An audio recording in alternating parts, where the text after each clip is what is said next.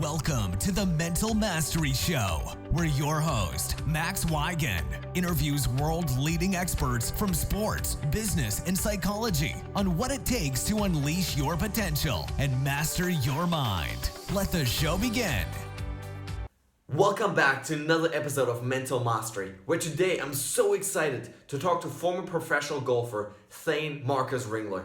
After an injury sidelined him from competitive athletics, Thane had to reassess his life and now spends his time hosting the Up and Comers Show podcast, writing about mastery, and helping other people live good lives. And so I truly enjoyed this interview with him. I think he has some amazing insights into what we can do to truly live our best lives. I hope you enjoy it, guys. We're excited to have you on the show today. Thank you so much for joining. Thanks for having me, Max. I'm really excited to be here. Yeah, the reason I reached out to you and I shared this with you before, right, is because I felt like we're on, very similar path over the last couple of years. Both of us professional athletes, former professional athletes, right, that got sort of sidelined by injuries and sicknesses, right, and then had to sort of find a different purpose in life, which for both of us, ironically, was really learning how to live a better life, right, learning how to actually, what makes a good life and how can we reach that, and then really sharing that with other people. And so I think you have some really, really cool insights on, the process of mastery, right? On, overcoming failures and really learning from them, on finding your purpose in life. But before we dive into those topics, can you share a little bit about your backstory for our listeners, where you come from, how you got into athletics in the first place? For sure. Yeah, no, I think there's a lot of synergy, like you said, which is really cool. And it's fun because when you share similar life experiences with people, you can relate in a way that is really unique. And I really appreciate that about different paths that we may be on. I got into athletics and sports really early. My dad was a great athlete. He played in college, dual sport, actually, basketball and tennis. Dual sport is rare, yeah. I know it's more of a thing of the past than it is today, but so must be a hard practice regimen, yeah. Yeah, I know. But growing up in Kansas, we had the 4 seasons, so we had natural limitations on what we could do. So, you naturally played more sports than just one, because in the summer you could do things outside, but in the winter you couldn't. And so when I got started in golf around 3 or 4 years old, I also loved all the other sports I could play. Anything active, anything outside, and anything with my dad, really. But golf, I started gravitating towards more and more as I got older, partly because it was an individual sport. So all the other sports, you have teammates or other people that you have to rely upon. And as a kid, I was pretty gifted athletically early on. Like I had a natural skill. And so I really naively thought it'd be better to play golf, because then I could only rely on myself for results and not anyone else. And that's a blessing early on, but it can be a curse later when you also have to take 100% ownership for all the failures and all the poor results that may come. And so that was a really fun process to see. But sports I think are one of the best ways to develop as children, especially because what it does is it cages life principles in a package that we actually want. Because a lot of times as kids, right, like we don't want our parents or our teachers or people telling us what to do, or like this is how life works. But if you put it in the realm of a sport where we want to get better and we want to learn and we want to grow and we want to compete, then we're more receptive to it. So sports and any of those performing arts are such a beautiful arena just for learning how to develop as a kid in life. For sure, I love that. And there's so many good points here. The first thing I really want to touch upon is like take this ownership aspect, right? Because that's like something that I hear very, very often when I talk to, professional athletes, is like they, just like you did and just like many people did, like ended up, playing so many different sports and like, elementary school and middle school. And at some point they realized that, hey, they wanted to like go a different path. They wanted to take complete ownership, right? And really own their own performance. And that's when they tended to usually gravitate towards those individual sports, right? Where, like you say, it can be a blessing, right? But it can also be a curse when you realize, hey, I just kind of suck right now, right? It's like, you have to own up to that as well. And I think that's an important part in everyone's life, is taking that ownership for wherever we are, right? Because in athletics, sure, there's team play, but in our own lives, right? When it comes to your happiness, when it comes to your relationships, when it comes to your health and fitness, we have to take that ownership for our lives. So I definitely love that point. Yeah, and I want to caveat it too by saying there's a quote I like saying a lot. Bill Simon, he said, "I was born on third base and thought I hit a triple." And I think that's such a helpful quote because I mean that's my story, and I think that's a lot of our stories is that we had no control over where we were born, the family we were born into, the opportunities we were given, and those are a blessing. And so just because I was afforded that doesn't mean something that someone else will be. Now, what we are given, we are our responsibility is to steward that well. And so I was given so many opportunities, and I feel so grateful and blessed to have had that chance. And that's not me. I can't take credit for that, but what I can take responsibility for is how I use that. And so I think it's really important just to caveat all this by saying there's people that aren't born into those. There's people that are born into situations that are um, hard to say is an understatement, right? Like situations where the deck is stacked against For them, sure. and it's a completely different scenario for them. And so, but for those of you who are born into a third base scenario, then we should take ownership of that, right? And we should really use that to the best of our ability because it is a blessing and we shouldn't take it for granted. And so I think that's really important to just underscore for people listening, even is that when you're afforded blessings and opportunities, the worst thing we can do is waste those. And so it's taking ownership, like you said, and saying, look, I've been given this opportunity. I've been blessed with some skills. I've been blessed with a family that supports me. Now I'm going to go out and use it to the best of my abilities. And I think too, like there's an interesting in high school or before that as a kid, it's interesting because there's a difference between our development between the children that are internally motivated and those that aren't, right? Because the internal motivation to say, okay, I know that wasn't my best effort, but I'm going to work harder to make it my best effort, right? And that doesn't happen for everyone. And so I think that's the taking ownership piece. And for me, the factor that really led to that when I look back was coming from upper middle class family. I had a friend who was on the other side of the equation, and I loved his family, and he was a sweet brother of mine, and I knew I had been privileged, but I didn't want to be the spoiled brat. That was my worst fear, Yeah. was like someone who was spoiled. And so I wanted to work extra hard so that I wouldn't be that person. And that ended up being my internal driver as a kid. And then as that developed, it turned into just the desire to be the best that I absolutely could be.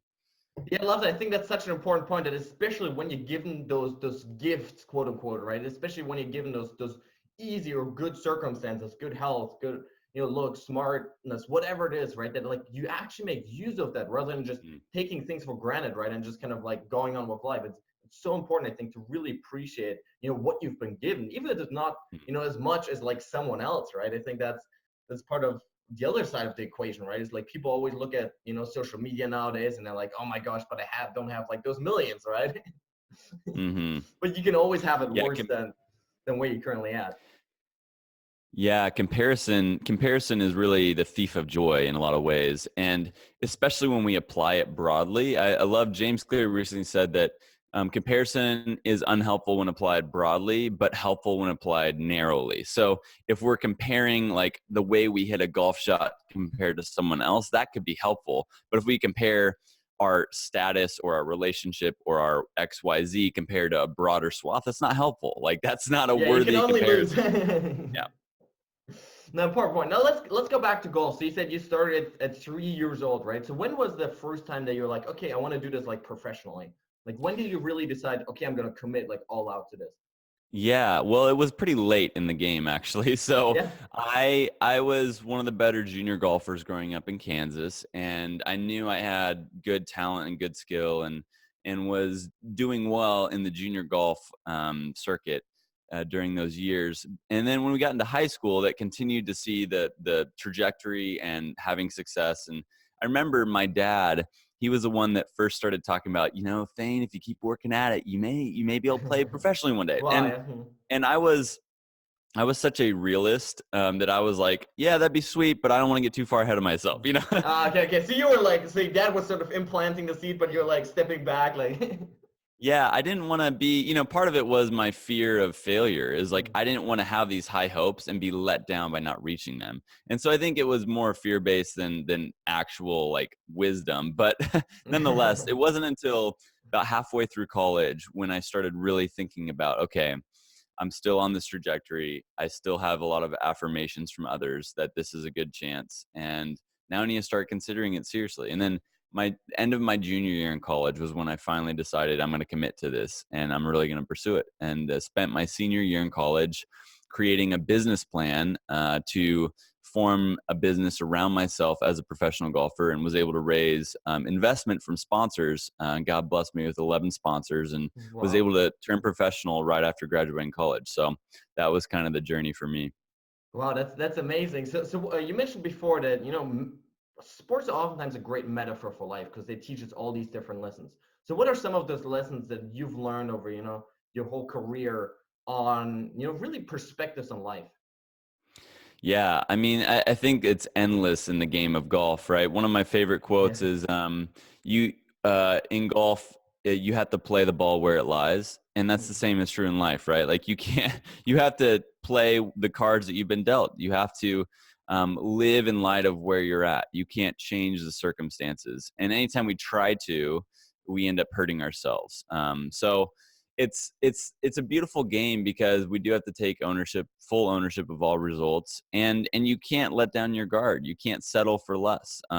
So every shot counts. Every single shot you hit, it matters. Even as small as a little putt, right? A little 2-foot putt matters just as much as hitting the long drive. And so I think it's beautiful even in life. Like every part of life matters. Every decision, action, and thought you have matters.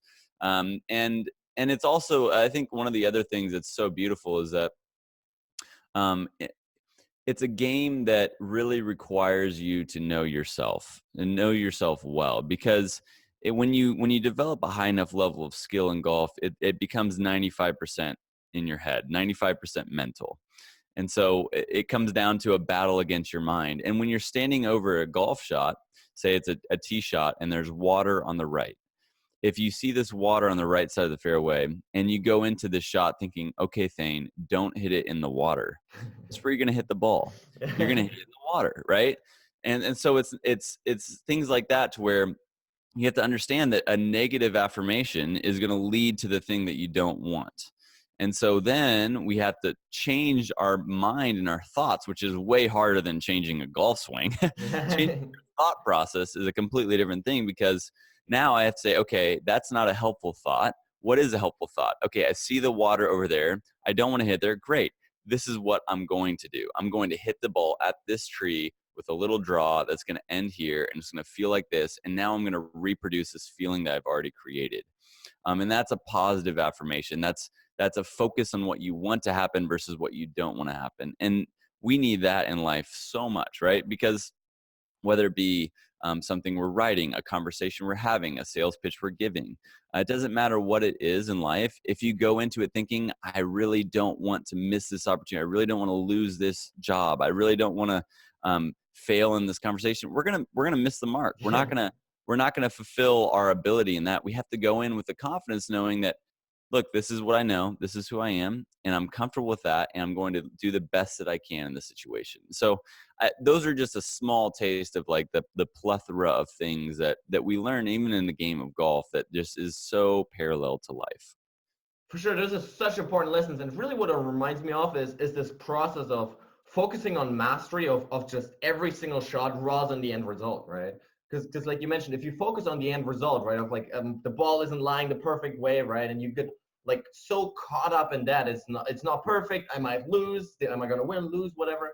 If you play those mental games of like getting so caught up into the goal, then what you're gonna miss out on is really the process of actually executing against that goal, right? And I think Mm-hmm. that's the challenge that many people face is they get so caught up, am I going to win? Am I going to lose? How am I going to look, right? What is going to happen? Then they forget that like the only way to actually win is by just focusing on the process of executing every single shot, like you said, as perfectly as you can put it, right? Doesn't matter where the ball lies, doesn't matter, where the wind blows, but you have to execute that shot. Yeah, it's so important to underscore that, because it's so funny in golf, right? You have zero control of the result. You really don't. Like a gust of wind can come up. You could hit it could hit somewhere on the ground and bounce way to the side. Amazing amount of things can get in the way of a result. And so the second we start trying to control the result, we are in trouble. And the same is so true in life, right? The second we're trying to manufacture something and we're holding on to it and trying to produce something, we're missing out on the moment where we're at now, the present, to produce our best result. And that is such an important thing in life because it's the whole conundrum of like the destination versus the journey. And that's a broader picture of it, right? Is like the more we focus on the destination, then we miss out on the joy that the journey brings, and we don't travel down the journey very well. And so we have to remember that destinations will always be changing, just like a result of a golf shot will never be exactly what we imagined.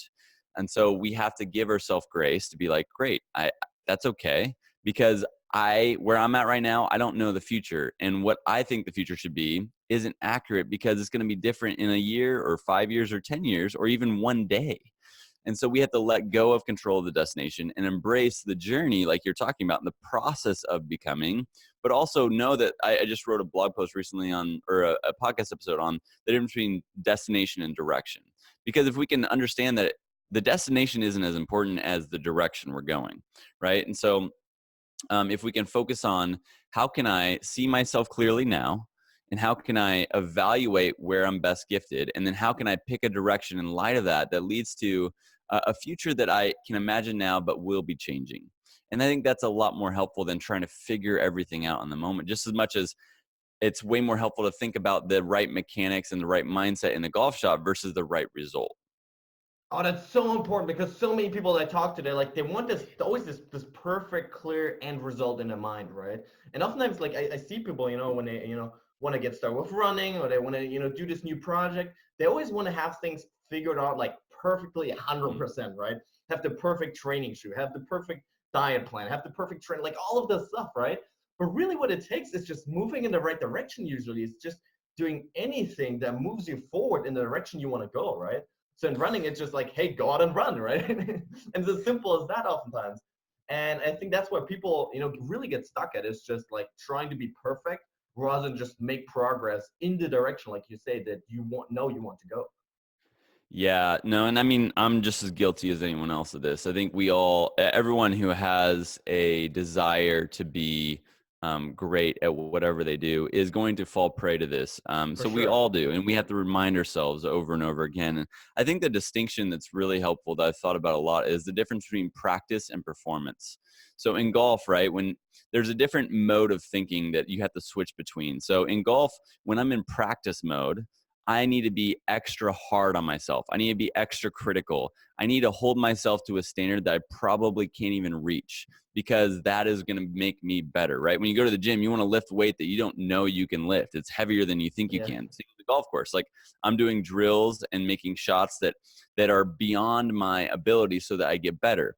But we have to switch from that mindset into the performance mindset, which says, okay, I'm going to let go and allow my body and my skills to naturally produce their best results, and show myself more grace than not.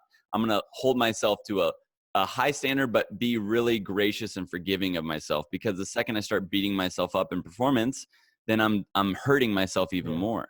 So if you think even like a dancer, right? A dancer is training all these moves and these positions and remembering this choreography, but then when it comes to performance, they have to listen to the music and let themselves perform. And the same is true in golf, and the same is true in life. We have to, when we're training, when we're writing, when we're doing whatever it is we're doing for work, there's a practice mode where we're really harsh and critical and hard on ourselves, but there's a performance mode where we have to be really gracious, kind, and loving to ourselves and let our best performance come out.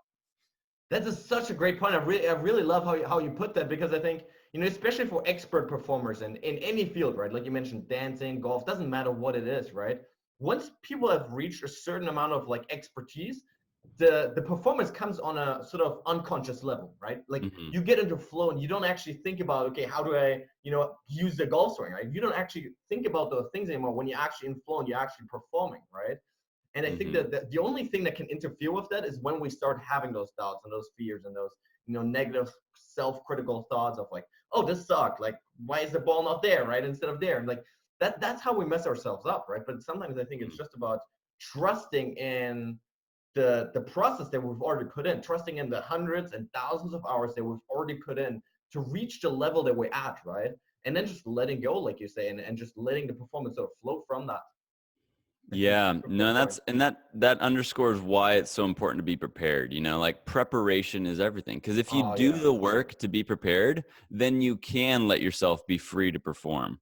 If you don't do the work to prepare, then yeah, you should be afraid because you're not ready. Like, so if I'm doing the work I need to do to be fully prepared for whatever it is, then I can let go and let the performance come out to the best of its ability and be I have to accept whatever the result is. And that's the same as true in golf, right? If we don't accept the results that come, we're again limiting ourselves because we're trying to control it. But if I've done all the work preparing that I can, and I know I'm ready as I can possibly be, then I can be totally accepting of whatever results come because it was the best I could do that day. And it won't be always the perfect performance. That's because you're human. So we have to understand we're all humans. We're not robots. So embrace that variability and enjoy the both the practice and the performance in that. Yeah, those are some really, really important points. And I always think about Mihai Csikszentmihalyi, right? So the founder of Flow, right? He calls this the flow channel, right? So like if you want to get into flow, if you want to, really maximize performance, you have to match the skill level that you have with the challenge at hand, right? And so for you, playing golf, for me running, right? Those are like our skill set is high, right? Which means we can meet a high challenge. What happens for me, for example, if I go salsa dancing, I suck, right? I just don't know what to do, right? And so for me, Yeah. even with a very low like challenge level, I won't be able to get into flow. I won't be able to just unconsciously move, right? I'm gonna be like all in my head. And so the point you made about just actually, putting in the work beforehand, right? Before you want to compete, before you want to give that speech, whatever it is, you have Mhm. to be prepared. Otherwise, you're just gonna be stuck in your head thinking and wondering about like what is gonna happen, right? Yeah, and it just requires doing it too, right? Because the Yeah. only way we get better is by experiencing it. The experience, I love the quote, experience is the most expensive currency in the world. And it's true, because you can't replace it. I mean, as the last couple of years as I've been getting more into speaking and developing as a speaker, it's the same process, right? Like how do I get better? By doing it. Yeah. I'm preparing a ton. I'm putting in the hours and the work of preparation and refinement and getting all of the speech in line. But then when it comes down to giving it, I have to trust that work and be like, all right, now comes the fun of the performance. And if I don't have fun, it's not going to be very fun for people listening either. So it applies broadly. It really does. And I think it's a fun mindset to get into because then the biggest thing for all of us, I think, is recognizing where we're at and embracing it. Because if we're trying to be somewhere we're not, it's going to be really challenging for us and it's going to be a lot of friction.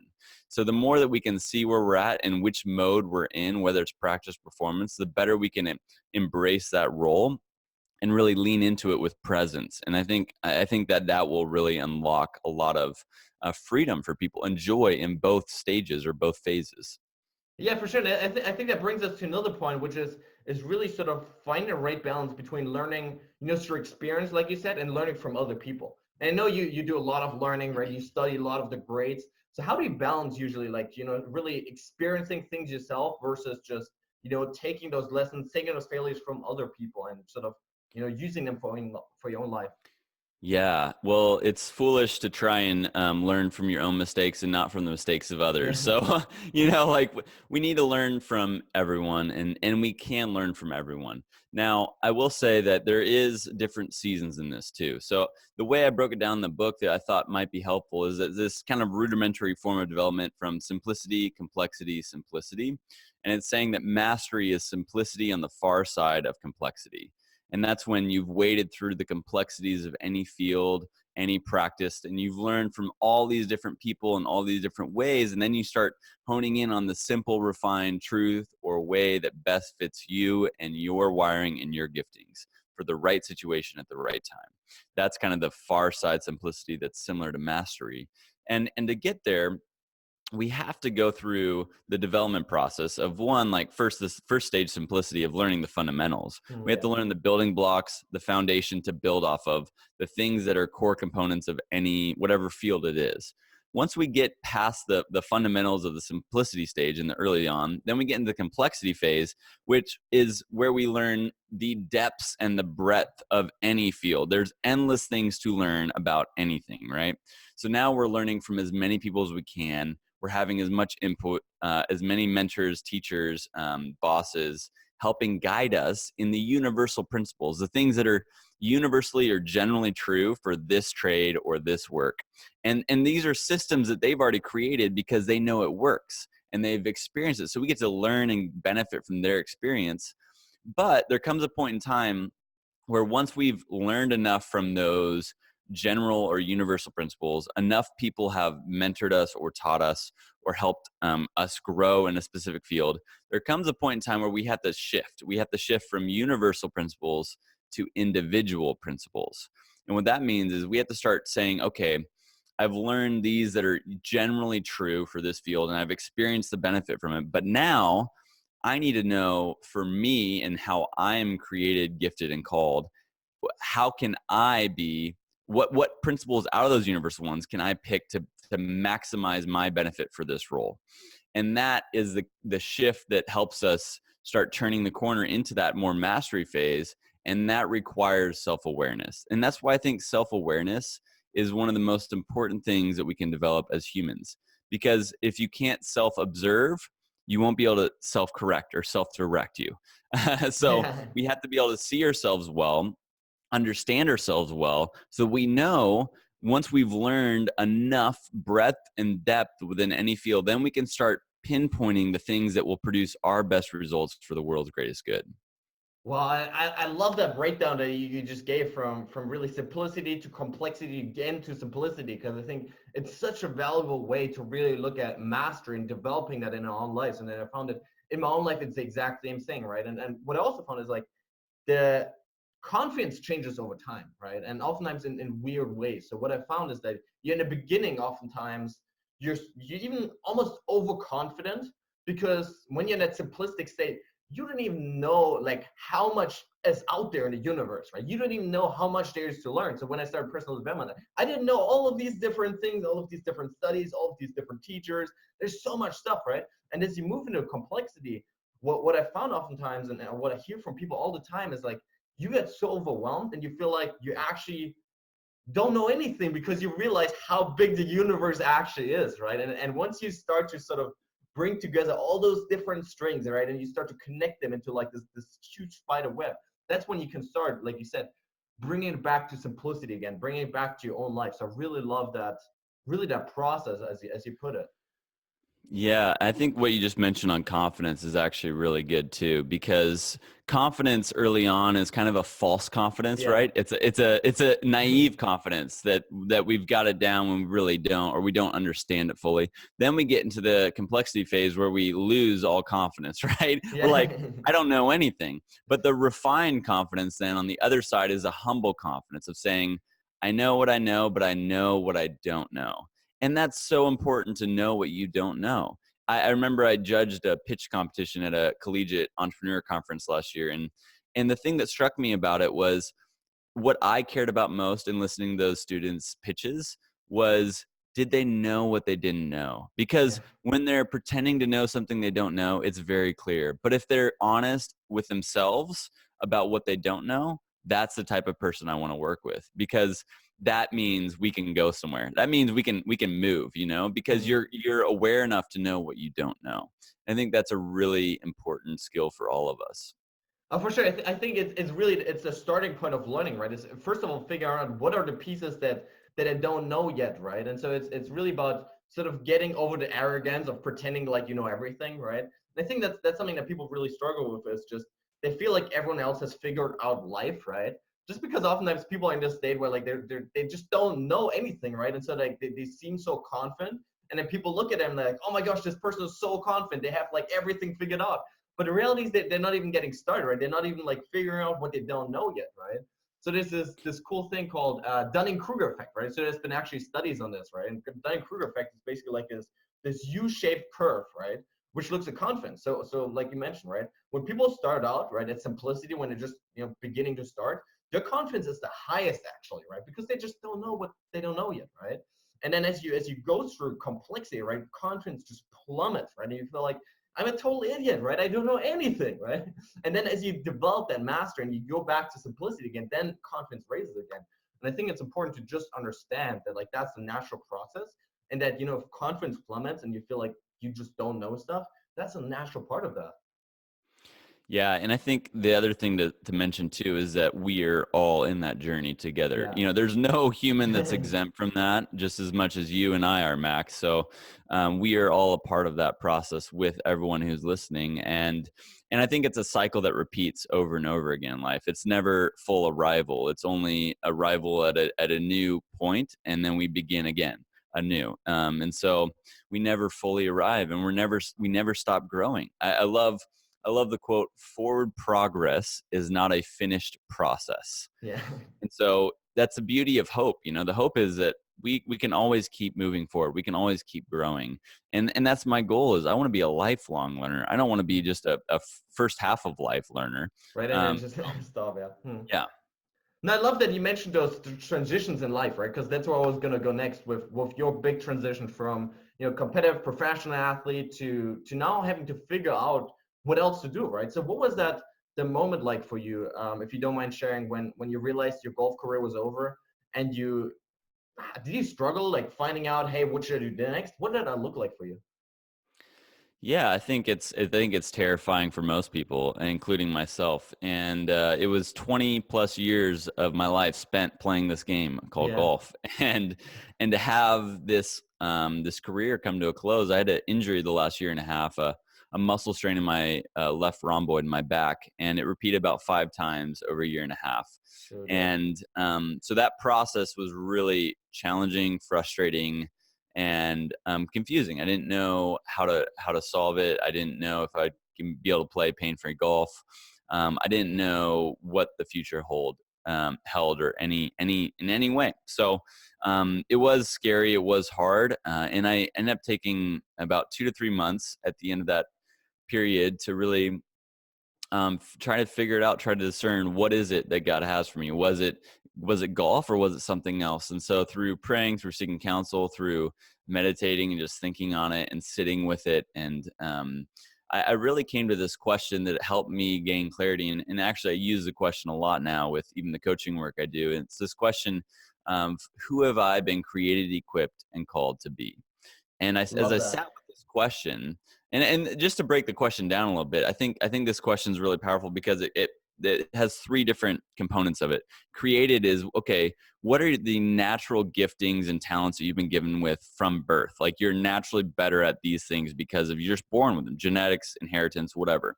Created. Equipped is, what have your life experiences given you up to this point? What have the different scenarios or things you've done or places you've been or people that poured into you, what has that given you as a skill set or as a toolkit? And then called, what is that passion, that burning purpose or desire that you have to see in the world? The thing that no one else is doing right now, and you have to do it because no one else is doing it, right? Or this area of need, or this area that you really want to make an impact in. So create, equipped, and called, it touches all of those. And that was the question I sat with for a couple months, and it became clear through that time that I could be more effective in the world outside of golf than within it because of the ways that I've been gifted and wired and created. And so that was kind of the defining shift for me. And then from that point on, over the last couple of years, it's just been one step at a time, walking by faith and trying to figure it out. But I love that question, really, of really breaking it down, looking at skill sets, looking at what you've been equipped with, and then that calling, of course, is so important. So for people in a similar situation right now, where maybe their career has just ended, a certain career, was it athletic or anything else, and they're in this transition phase where they don't really know what to do, right? They don't really know, should I move there, should I go there? Do you have any kind of other advice on really how to, go within yourself and find that true purpose and a true calling in your sight of yourself? Yeah, I think the biggest thing to talk about is fears, right? So fear is a thing that holds us back from moving forward. Fear is a thing that gets in the way of doing what we're created, equipped, and called to be. And I don't think fear is helpful. I think fear is natural, but I think that our fear response, right, that's been wired in our bodies gets hijacked in situations that don't deserve it. 100%. So in everyday life, we don't have life-threatening situations very often. And yet we operate in situations that aren't life-threatening, like our boss being mad at us or calling or whatever it may be. We start treating that as a life-threatening situation, which kicks in our fight or flight fear response, which isn't helpful. And it's also why we end up being stressed out all the time. But I think even just in a transition, like it's a much bigger fear of, okay, well, I've been doing this. So for me, I've been golfing for 20 years, right? And to do something else, it's scary because one, a lot of times we attach our identity to the things we're doing, which isn't helpful either because our identity isn't in what we do, it's in who we are. And that's a huge difference, right? Oh yes, I love that. Being a golfer doesn't mean that that's my identity. That's just what I'm doing. I'm still a human being. I'm still Thane Marcus Ringler. And that, whether I'm a golfer or not, doesn't change that. It's what other people perceive of me, but that's not my identity. So that helps us remove some of that fear. The other thing that helps is understanding that this fear of failure is this fear of dead ends by saying, look, if I played 20 years of golf and I end up reaching the end of that journey and it's a failure, then it's a dead end and I have to go all the way back to the starting line again and start over. And I think that's just always a lie. The lie is that you have to go all the way back to the starting line and begin over again, but you really don't. What you can do is you can take a few steps back, pivot, pick a new direction, and start moving forward with all the experiences, all the skills, all of the knowledge that you've gained on the journey thus far. And that's invaluable. And so I think understanding that that fear of failure is really a lie, it's irrational, then that allows us to say, okay, I'm not afraid of that anymore. Because even if I go down this path and it doesn't reach the destination I thought it would, or it ends up in a dead end or a quote unquote failure, well, then I'll be more equipped and more ready for the next journey because of going down this path in the first place. You know, I love that so much, especially this idea of about really just taking a step back and looking at your life, right? The lessons that you've learned, right? Because like doing something for 20 years, right? You've learned obviously a lot of different lessons, right? That may not be directly applicable sometimes to life, but there's always something that you can learn, whether it's like you said, to focus on the process, right? Really training your mind to use positive affirmations rather than thinking about negative stuff, right? There's all these things that you've learned, even in your golf career that help you in other parts of your life, right?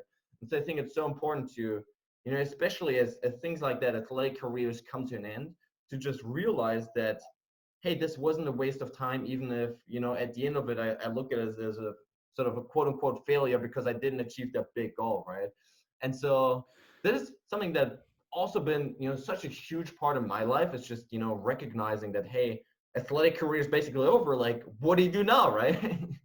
And I Yeah. really found that in a trap that you mentioned of really basing my identity on running for such a long time in high school and college. I defined myself as a runner. I saw myself as like, hey, that's who I am. That's like what makes me valuable, what makes me lovable, right?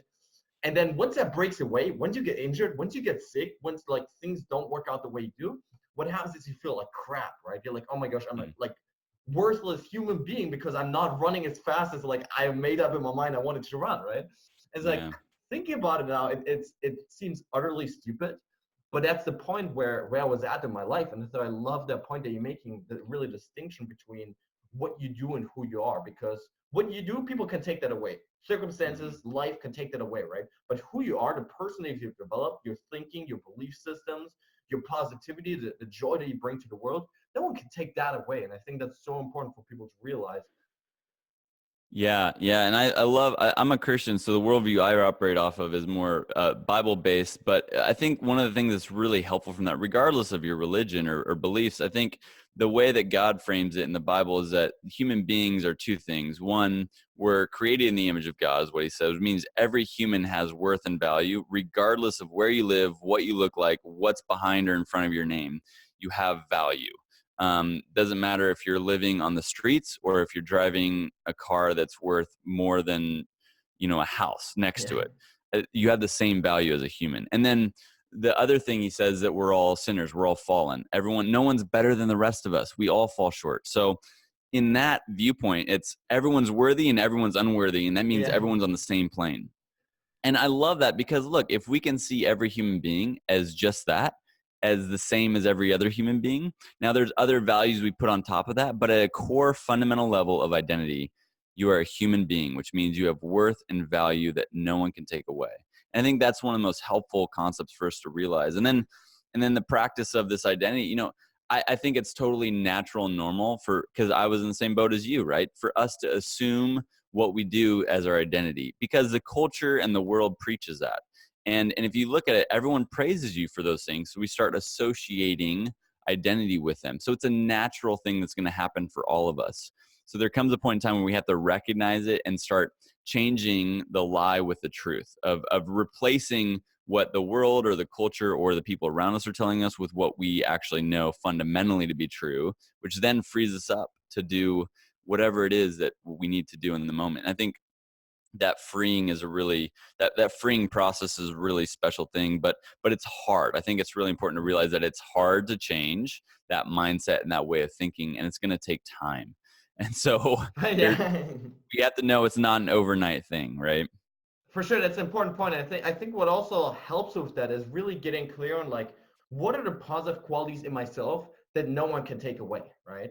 Because like all the outside stuff, money, relationships, car you drive, athletic career, whatever it is, all that stuff can be taken away by life, right?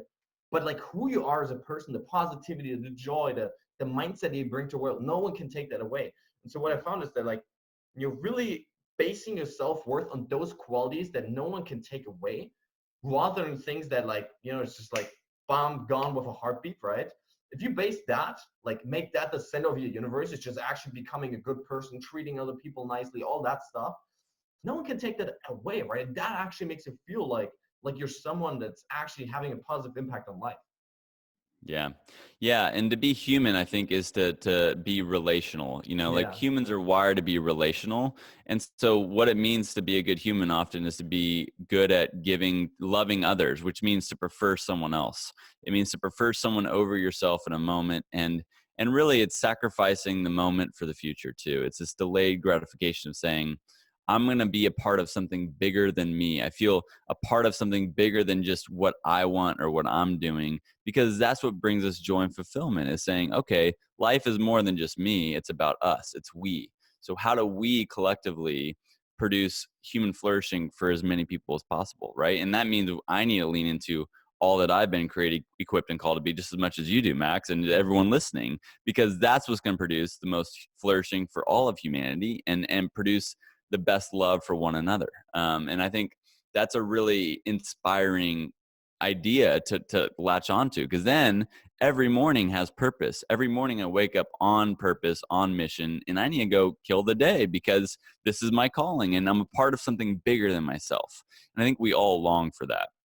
100%. I think this at this point you really bring that across over and over again in your work, is this relational aspect to life, and I think that's so important, right? Because it's so easy to get caught up in, like we talked before the camera about like ambition and success, and you want to achieve all these things, but at the end of the day, what makes people like happy, even, right? What makes life worth living is like those times with other people that we spend actually having a great time, sharing love, sharing appreciation, sharing kindness, all of these things that actually make life worth living. I think today in this super fast-paced, often superficial world, it's so easy to forget that at the end of the day, what's more important than money and fame and success is just having people around you that like you actually enjoy spending life with, right? That you actually enjoy sharing experiences with, and then really having that, like you say, that bigger purpose, like purpose bigger than yourself, right? Like something larger than just, oh, I want to be successful, but like, hey, I'm going to help these people. And that's really been a driving force in my life. Yeah, and I think what's cool about that is it ties into what we talked about earlier, in that money, fame, or success are these things that we think we want. If we only focus on that destination and we don't understand that the journey is what life's all about, then we're going to get to that destination and it's going to rob us of everything. Oh, It's it's going going to to be rob us of miserable. all joy, of all fulfillment, and all relationships in life.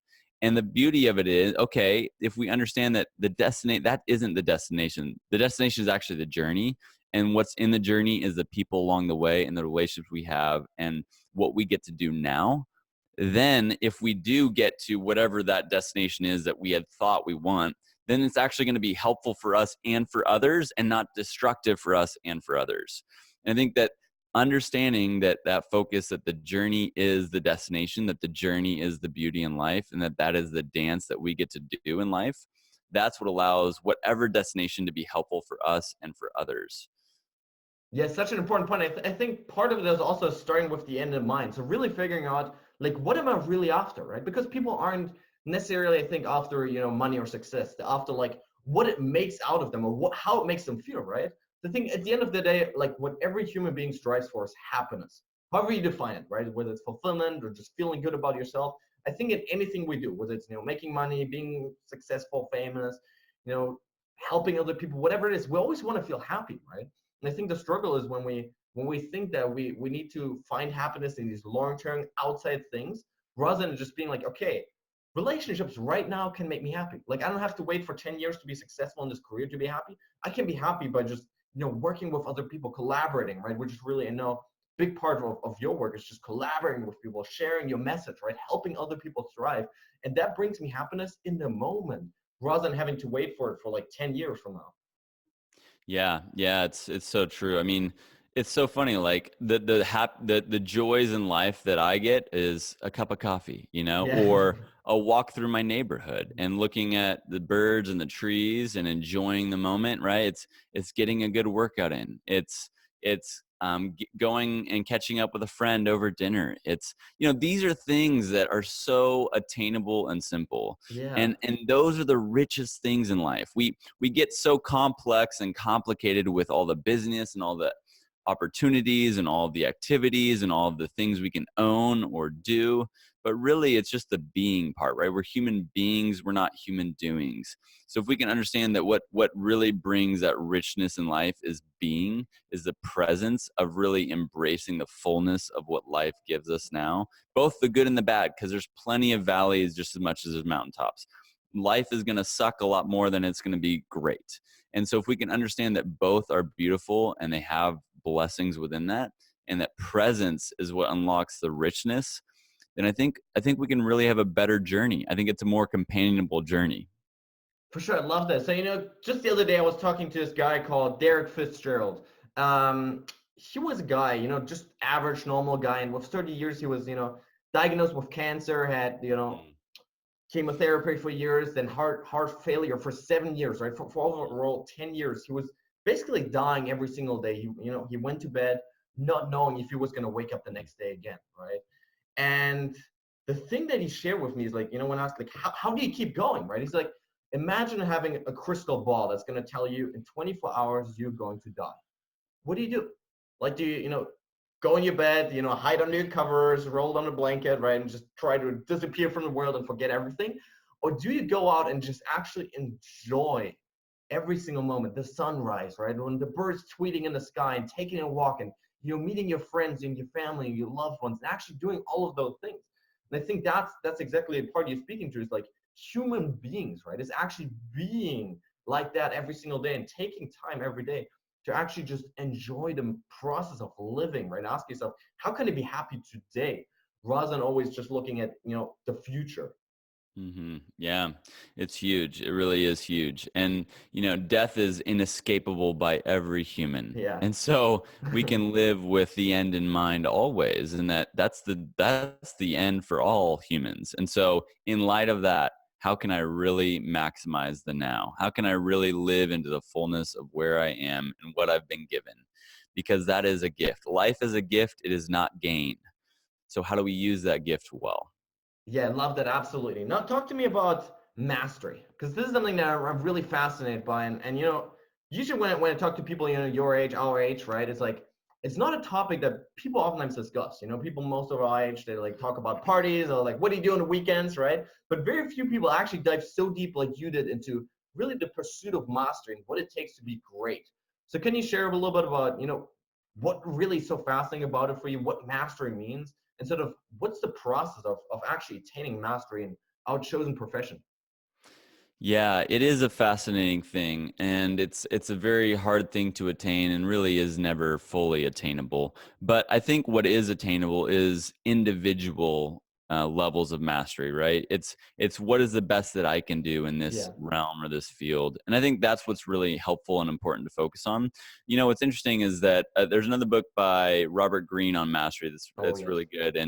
And one thing that I've heard a lot is that there's a kind of a universal timeline of 7 to 10 years for the pursuit of mastery. That's a typical timeline. I think there is cycles through our lives where that will repeat over and over again. I've talked to older people, an older mentor of mine, and she talks about how her career has kind of every 7 to 10 years has kind of taken a new pivot into a deeper, different direction, and then started that process over again. Oh So wow. I think that that will be a process that if you're intentional about will repeat over and over throughout your life in different arenas or levels.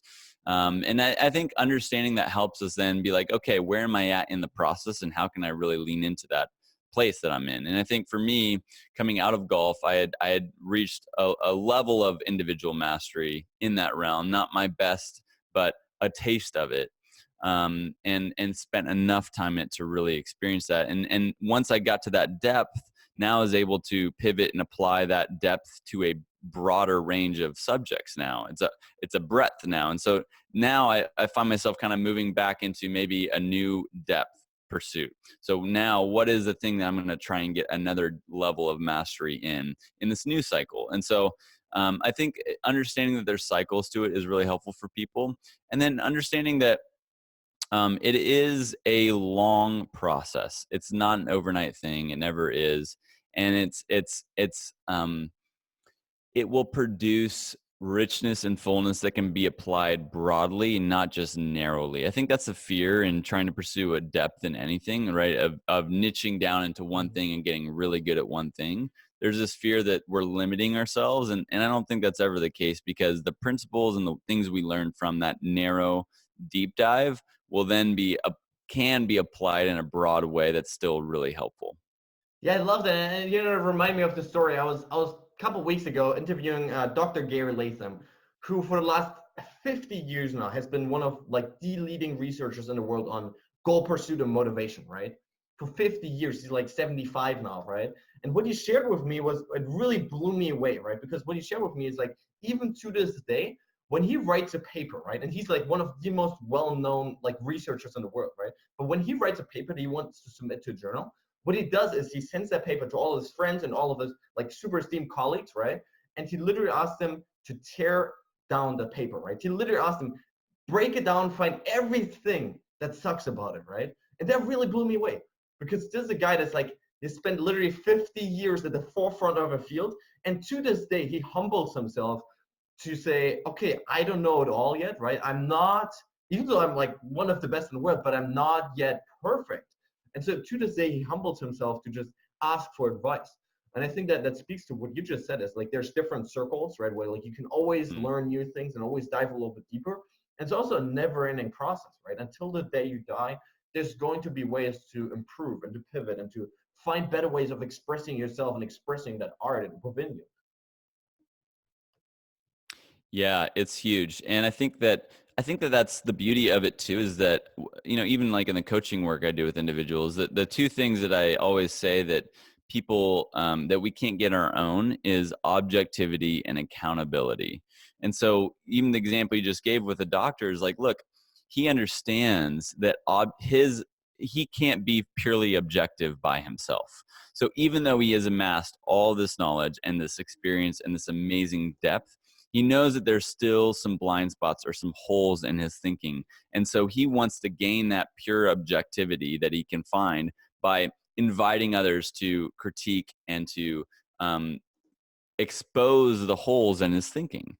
And that's something that's uncomfortable for everyone, but it's necessary for growth. And the same is true for accountability, right? It's hard to hold ourselves accountable to what we say we want to do.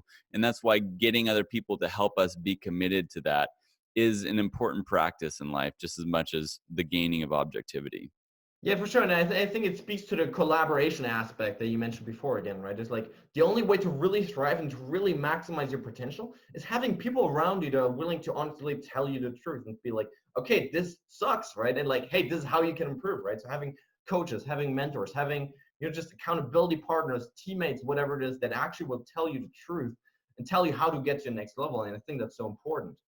Now, in your own life right now, what is really the one pursuit way striving for mastery? Is it speaking right now for you? Is it podcasting? Or way you really, applying those principles to your own life?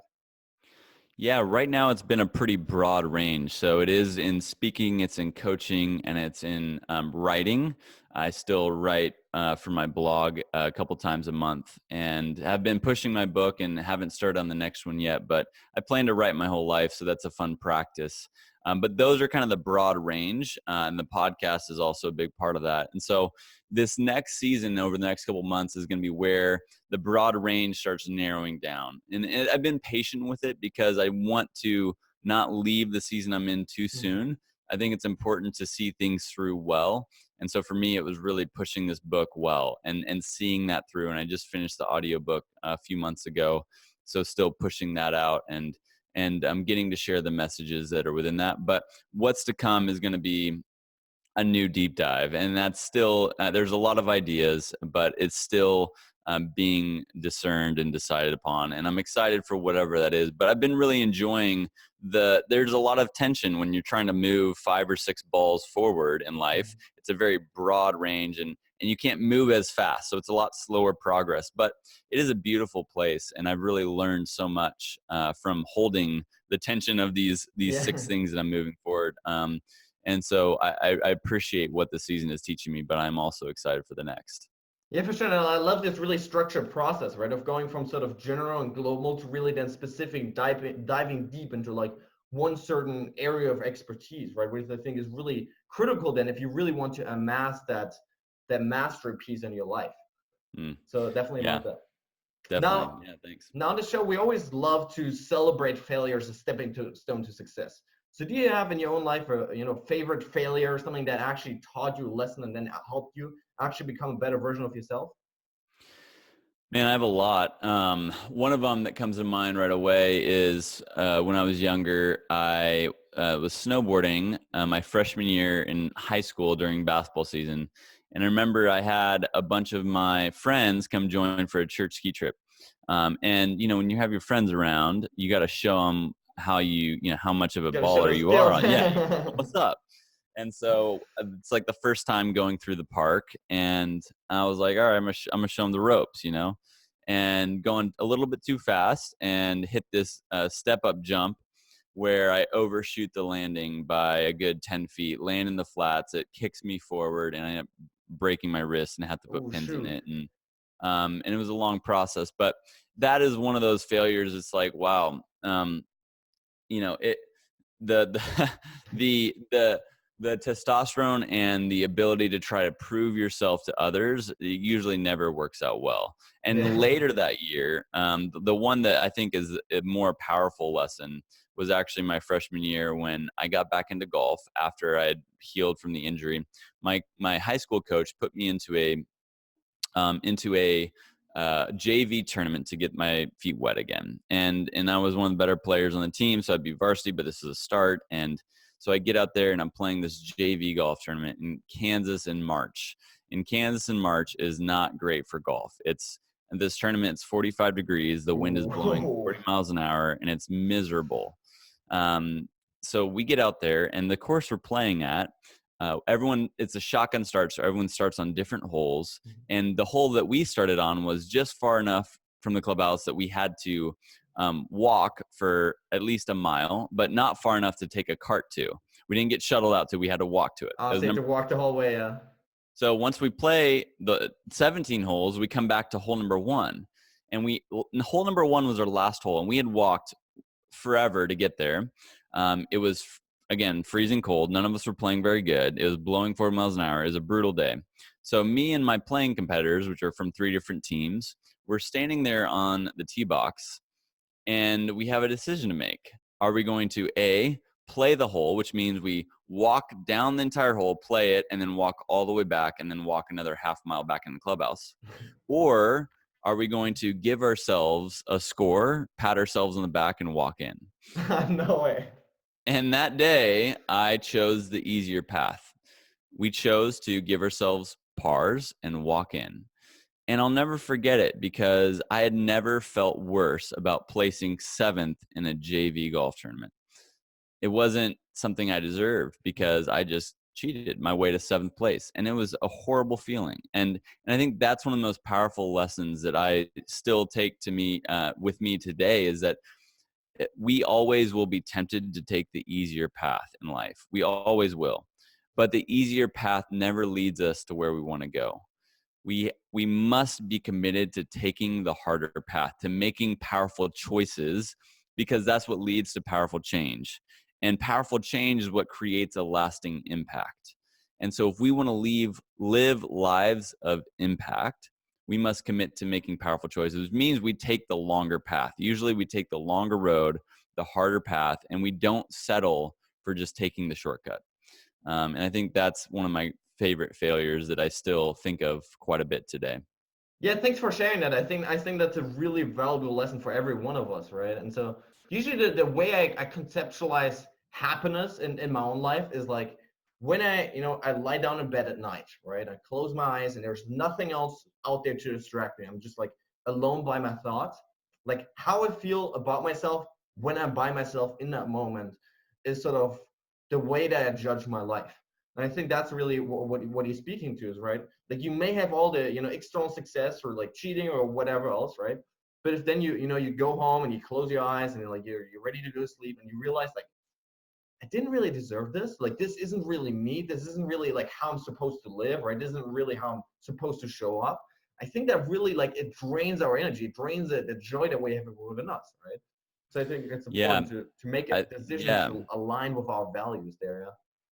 100%. And that's what living with integrity is, right? Living with and by integrity is that you are who you say you are and you are who you want to be. And that's a hard thing for every human. So we have to hold ourselves to that line, to that standard. And we have to show ourselves grace for when we don't, because there's going to be times inevitably when we don't. But we need to recognize it as soon as possible and get back into a place of integrity, of alignment and attachment to who we've been created, equipped, and called to be.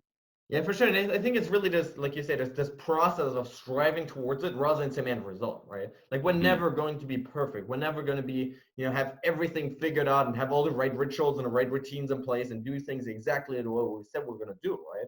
But so I think it really comes down to, like you say, just learning to forgive ourselves when we mess up. And then taking that lesson from that failure, asking ourselves like, okay, how can I prevent that the next time? And then really moving forward and acting in integrity again the next time. I think it's so valuable. John Wooden said, failure isn't fatal, but failure to change might be. And so I think that's a great way to think about it, just like you said. So for sure, love that. Now, what do you think holds people back from actually living good lives? I know you studied this over the last couple of years. Really, what is a good life? What do you think holds people back from that, and how can they, sort of overcome those biggest obstacles in their lives? yeah, I think I mean, we've talked about it a little bit before, but one of the biggest things is just fear of failure, and then also fear of man or woman and humans, right? Fear of other humans is really, I think, the biggest limiting factor, because we want to be perceived a certain way by others, and that gets in the way of actually being who we want to be. And in golf, that was a big part of it for me. I remember I found myself playing out of a place of fear much more when I played with guys that I really respected, guys who I thought were good golfers. And when I played with them, I started playing much more out of fear because I wanted them to see me as a good golfer too. And so now I'm playing to please them and out of fear for them versus out of my best performance. And I think this happens to all of us on a daily level. And so just recognizing that one of the biggest limiting factors is going to be our fear of what other people think of us. So if we can just remove that and say, look, again, what's our identity? Human beings, and we're all in that place, and we all share struggles. We are all imperfect, and we're all going to fail in different ways. Great. Now, how do we move forward in the best way possible in light of that? And understand that it doesn't matter what someone else thinks of you. What matters is, are you living in integrity like we just talked about? And are you fulfilling your role and calling and design for what you need to bring to this world? And doing it imperfectly and beautifully along the way. So I think that's probably one of the biggest limiting factors for us. And then it comes down to self-limiting beliefs, is the thoughts that we're thinking about whatever it may be. Those are going to be the things that get in the way the most. Is a self-limiting belief that I don't think I can do this, or I don't think that this is in my wheelhouse, or I don't think they come in so many forms, and they're also so hard to see because they're super deceptive. And so I think that's, again, where a coach or other friends or other people can help us see where those limiting beliefs are, because they're really irrational. They just are. 100%. Yeah. And I really love the point that you mentioned. Didn't expect it, but I really loved it about other people, right? Because I think it's so true. Like I think usually what really holds people back at the end of the day from going after what they want is like this fear of judgment, right? Mm-hmm. Fear of like, what will other people think if I fail at this? What will other people think if I try this, I go all out and I come up short, I fall flat on my face, right? And I think that's really something, even just opening up, right? Being honest and vulnerable and really sharing who we are, right? And I think that has really been where over the last year, especially in my own life, has been like the most personal growth for me. It's just opening up and being like unapologetically me, right? Just being like, hey, this is me, like take it or leave it. And like, I don't care, right? And I think that's the only way to actually, attract the people that into your life that you actually want. And then, yeah, hey, maybe repel some other people, but I think it's the only way to actually, build those deep connections, right? It's just being completely open, right? And being like, hey, this is who I am, take it or leave it. So I think it's such an important point. Definitely, man. It's a battle. Like, I think we're going to have days where we're better at that than others. And so just, again, like recognizing that because it is a fight, that makes you human. And I love, there's a group I speak with called Character Strong, and Houston Kraft, the guy who helped co-found it, he said, one of the things he loves saying is your fight greater than your feelings? And so how you're feeling the moment, is your fight greater than that? And if it is, great. Now let's get to work. Let's go to battle. And I think that's a really helpful idea for us to think about. Yeah, absolutely love that. Now, Thane, before I ask my final question, what's your favorite way to connect with listeners? Where can they find you and your book?